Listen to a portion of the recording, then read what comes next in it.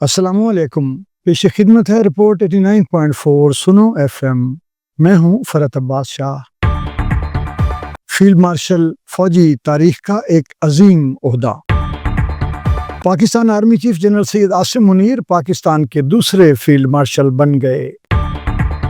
وزیر اعظم آفس سے جاری ہونے والے بیان میں کہا گیا ہے کہ حکومت پاکستان کی جانب سے مارکہ حق آپریشن بنیان المرصوص کی اعلیٰ حکمت عملی اور دلیرانہ قیادت کی بنیاد پر ملک کی سلامتی کو یقینی بنانے اور دشمن کو شکست فاش دینے پر جنرل سید عاصم منیر کو فیلڈ مارشل کے عہدے پر ترقی دینے کی منظوری دی گئی ہے۔ اس بیان میں مزید کہا گیا ہے کہ وفاقی کابینہ نے اعتراف کیا ہے کہ chief of army staff general Syed Asim Munir نے مثالی جرأت اور عزم کے ساتھ پاکستانی فوج کی قیادت کی اور مسلح افواج کی جنگی حکمت عملی اور کاوشوں کو بھرپور طریقے سے ہم آہنگ کیا۔ آرمی چیف کی بے مثال قیادت کی بدولت پاکستان کو مارکہ حق میں تاریخی کامیابی حاصل ہوئی۔ عسکری ماہرین کا کہنا ہے کہ یہ قدم پاکستان کی دفاعی صلاحیتوں کو عالمی سطح پر تسلیم کرانے کی طرف اہم پیش رفت بھی ہے اور مارکہ حق کی تاریخی اہمیت کی سربلندی کا نشان بھی۔ عسکری امور کے ماہر اور درجن سے زائد کتابوں کے مصنف